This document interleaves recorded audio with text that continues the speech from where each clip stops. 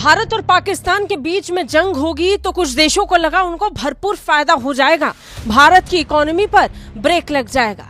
लेकिन ऐसा हुआ नहीं। भारत ने ऐसे तारे दिखाए कि सब बैठे बिठाए माथा पकड़ के रह गए कि ये क्या हो गया। और भारत अब भी अपनी इकोनॉमी की तरफ तेजी के साथ बढ़ रहा है। भारत की इकोनॉमिक ग्रोथ बता रही है कि भारत की ये तेजी बरकरार रहने वाली है।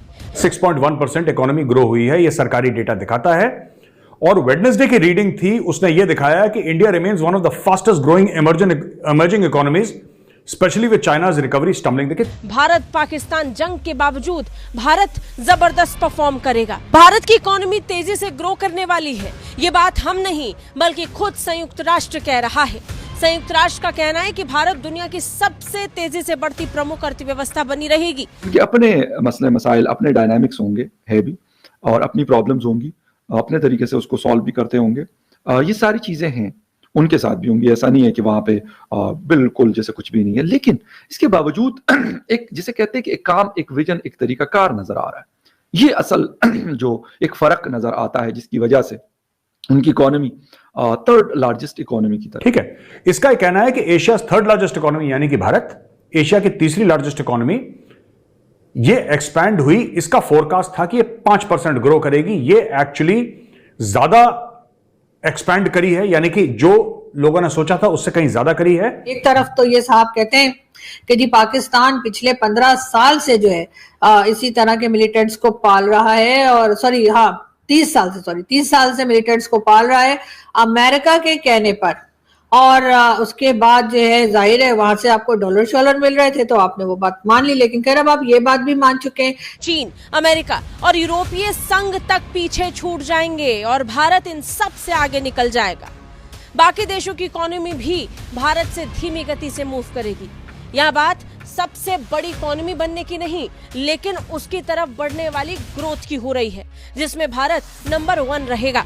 यूएन की रिपोर्ट ऐसे वक्त में आई है जब भारत पाकिस्तान में जियोपॉलिटिकल टेंशन बढ़ रही है। चीन और तुर्की को लेकर अंदाजा लग रहा है कि वो इसका भरपूर फायदा उठाकर भारत को नुकसान पहुंचाना चाहते हैं, लेकिन सब कुछ धरा का धरा रहने वाला है, क्योंकि संयुक्त राष्ट्र का कहना है कि विश्व आर्थिक स्थिति और संभावनाओं पर मिड ईयर रिपोर्ट में अनुमान लगाया गया है कि चुनौतीपूर्ण ग्लोबल इकोनॉमिक नजरिए के बीच चालू वित्त वर्ष में भारतीय अर्थव्यवस्था में 6.3% की ग्रोथ होगी। थर्ड लार्जेस्ट इकोनॉमी यानी कि भारत एशिया की तीसरी लार्जेस्ट इकोनॉमी ये एक्सपैंड हुई। इसका फोरकास्ट था कि ये 5% ग्रो करेगी, ये एक्चुअली ज्यादा एक्सपैंड करी है, यानी कि जो लोगों ने सोचा था उससे कहीं ज्यादा करी है।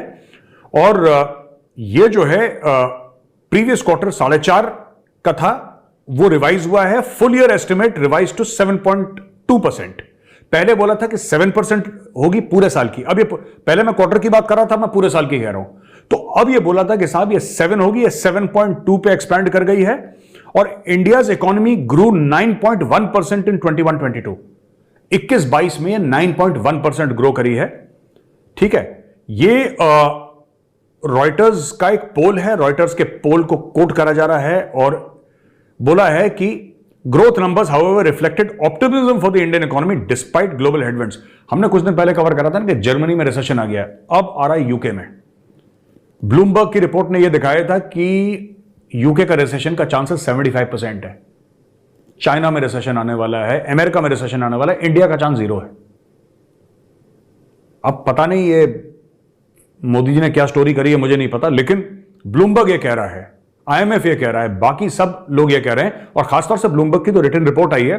ब्लूमबर्ग ने बोला है कि इंडिया में रिसेशन का चांस 0% है, इंडिया में रिसेशन नहीं होगा अकॉर्डिंग टू ब्लूमबर्ग। ठीक है जी। अच्छा, एक बात मैं थोड़ी सी करूंगा फिर जाऊंगा कि हमेशा मैं कहता हूं, आज भी कहूंगा कि उनके अपने मसले मसाइल, अपने डायनामिक्स होंगे है भी, और अपनी प्रॉब्लम्स होंगी, अपने तरीके से उसको सॉल्व भी करते होंगे। ये सारी चीजें हैं, उनके साथ भी होंगी। ऐसा नहीं है कि वहां पे बिल्कुल जैसे कुछ भी नहीं है, लेकिन इसके बावजूद एक जिसे कहते हैं कि एक काम, एक विजन, एक तरीकाकार नजर आ रहा है। ये असल जो एक फर्क नजर आता है जिसकी वजह से उनकी इकोनॉमी थर्ड लार्जेस्ट इकोनॉमी की तरफ मूव कर रही है, और उसके साथ साथ वो $5 ट्रिलियन को टच कर रहे हैं। और हम $1 बिलियन, मतलब not a joke for us, गो कि हम कर सकते थे।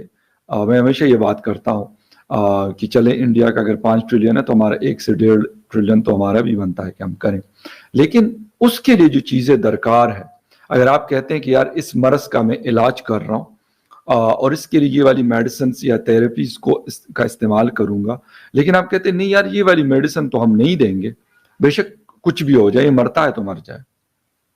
मतलब मेरा कहने का मकसद ये है कि अगर आप कहते हैं कि आईटी की एक्सपोर्ट्स हो, लेकिन इसके लिए हम तो ओपन इंटरनेट तो नहीं देंगे, हम इंटरनेट ऐसा देंगे कि थोड़ा थोड़ा करके ना दवाई की तरह सुबह दोपहर शाम। वैसे हमारे यहाँ सारी चीजें इस तरह की चल रही है। आपको अगर घर के अंदर आजकल सर्दियां हैं तो अगर आपको गैस चाहिए तो सुबह दोपहर और शाम को 3 टाइम आपको गैस मिलता है, उसका अपना टाइम है। उस पर अगर आप अपना खाना पकाना नाश्ता करना वो करें, अदरवाइज आपके पास गैस अवेलेबल नहीं है 24/7। इसी तरीके से शायद इंटरनेट सोशल मीडिया को हम इसी तरीके से डील कर रहे होते हैं। तो जो चीज है एक्चुअल वो बड़ी मतलब एक हैरानकुन है और बड़ी खतरनाक है। हम ऐसा कर क्यों रहे हैं ये भी आपको बताना है, ये नहीं कि आपको नहीं बताएंगे कि हम ऐसा कर क्यों रहे हैं, हम ऐसी हरकतें करते क्यों हैं कि जिसकी वजह से हमें ये सारा कुछ करना पड़ता है। हम कहते हैं कि लोग या तो ना बोलें, अगर बोलें तो वो वाली चीज बोले जो हमारी मर्जी हो या जो हमें अच्छा लगता हो। इस चक्कर में मुल्क का बेड़ा गर्क हो रहा है तो होने दें।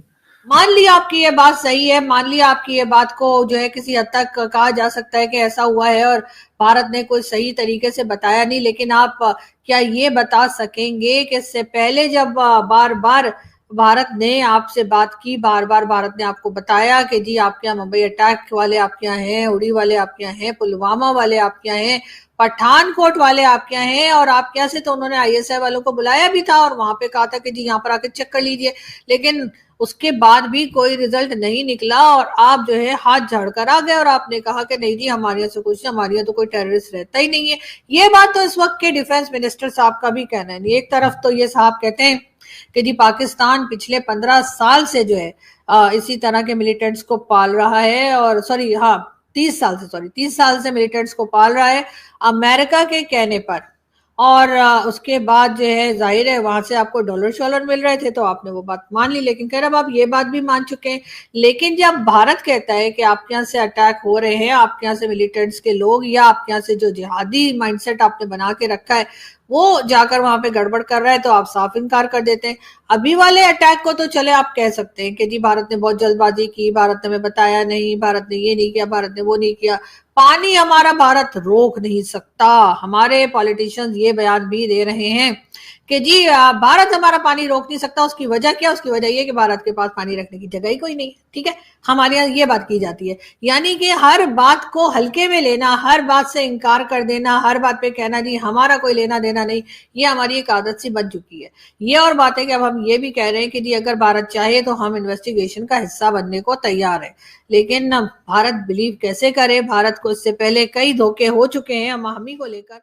जय हिंद दोस्तों, पाकिस्तानी रिएक्शन वीडियो में स्वागत है। दोस्तों, युद्ध के बीच भारत की जीडीपी ग्रोथ सबसे तेज़ी से बढ़ती रहेगी, जबकि चीन, पाकिस्तान और टर्की ने अनुमान लगाया था कि भारत पाकिस्तान से युद्ध करेगा तो उसके बहुत ज़्यादा नुकसान होगा। लेकिन इसके बावजूद भारत सरकार और भारत के अधिकारियों ने इस पर विशेष ध्यान दिया, जिससे कि वर्ल्ड बैंक की रिपोर्ट आई है कि भारत की जीडीपी ग्रोथ सबसे देशों से तेज़ी से आगे बढ़ेगी, जहां चीन की 3-4% ग्रोथ है और अमेरिका की 1%। तो इससे लगता है कि भारत कितना मजबूत देश बन चुका है और कितनी तेज़ी से आगे बढ़ रहा है कि बड़े बड़े देशों की भी आर्थिक स्थिति डगमगा जाती है युद्ध के बीच, लेकिन भारत अपनी मजबूती से अपनी जीडीपी को आगे बढ़ा रहा है। अब चीन भी और टर्की भी परेशान है और पाकिस्तान भी कि भारत ने ये कैसे कर बचा ली अपनी जीडीपी और दुनिया में इतना एक्सपोर्ट कैसे कर देता है भारत।